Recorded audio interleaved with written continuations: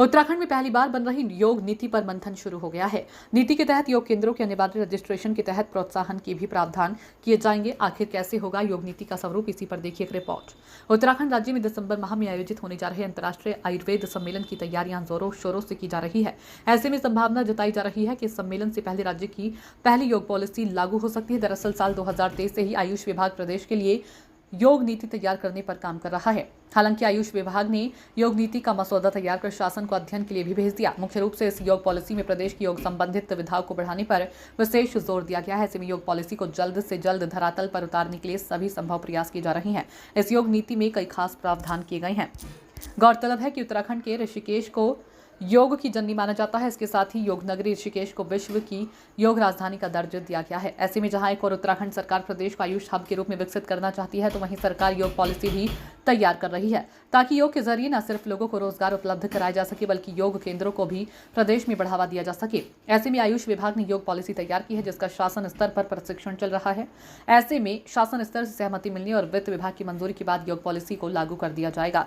योग नीति के स्वरूप पर ज्यादा जानकारी देते हुए अपर सचिव आयुष डॉक्टर विजय कुमार जोगदंडे ने बताया कि प्रदेश में योग और आयुर्वेद के क्षेत्र में काफी अधिक संभावनाएं हैं। लिहाजा योग और आयुर्वेद को बढ़ावा देने के लिए जो भी संस्थाएं काम कर रही है, उसमें एकरूपता लाने, योग की ट्रेनिंग को बेहतर करने के लिए योग नीति पर काम किया जा रहा है। साथ ही उन्होंने कहा कि योग नीति संबंधित जो ड्राफ्ट तैयार किया गया, उन पर मंथन किया जा रहा है। ऐसे में योग नीति का ड्राफ्ट तैयार होने के बाद अनुमति के लिए शासन में प्रस्तुत भी किया जाएगा। नहीं, योग नीति के अस्तित्व में आने से न सिर्फ आयुर्वेद और योग प्रशिक्षकों को इसका लाभ मिलेगा, बल्कि योग नीति के अस्तित्व में आने से उत्तराखंड के युवाओं को रोजगार के अवसर भी प्राप्त हो सकेंगे।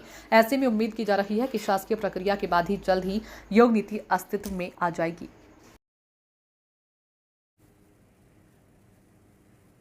सर, योग की काफ़ी अधिक संभावनाएं हैं। ऐसे में योग को बढ़ावा देने और खासकर योग केंद्र खोलने या तमाम व्यवस्थाओं को बेहतर करने को लेकर योग पॉलिसी पर हम जोर दे रहे हैं।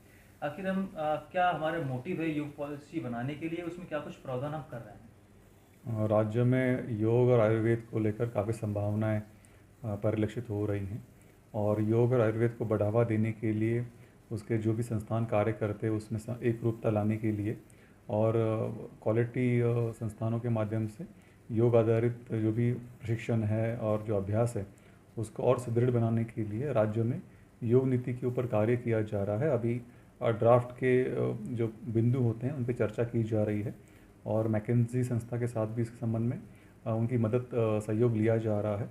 शीघ्र ही एक ड्राफ्ट जैसे तैयार हो जाएगा, इसको सक्षम स्तर पर अनुमोदन के लिए प्रस्तुत किया जाएगा। सर, इसमें हम किसी खास बिंदु पर फोकस कर रहे हैं क्योंकि योग की विश्व की राजधानी ऋषिकेश है, तो योग की जननी भी मानी जाती है। तो ऐसे में योग को बढ़ावा देने के साथ खासकर जो लोकल लोग हैं उनको रोजगार उपलब्ध हो, इन सब चीज़ों को भी समाहित रहेगा इसमें। राज्य में जितना भी पर्यटन स्थल विकसित हो रहे हैं उसके आसपास विशेष रूप से योग और आयुर्वेद को भी हम चाहते हैं कि उनके माध्यम से उसके संस्थान विकसित हो और वेलनेस सेक्टर में भी काफ़ी संभावनाएं अभी प्रदर्शित हो रही हैं।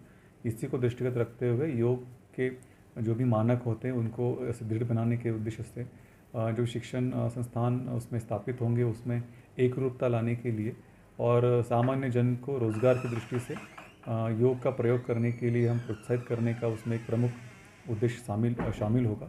उसी के दृष्टिगत योग नीति जो है कार्य करेगी, ऐसा मुझे पूर्ण विश्वास है। सर, जो फॉरेनर्स हैं जो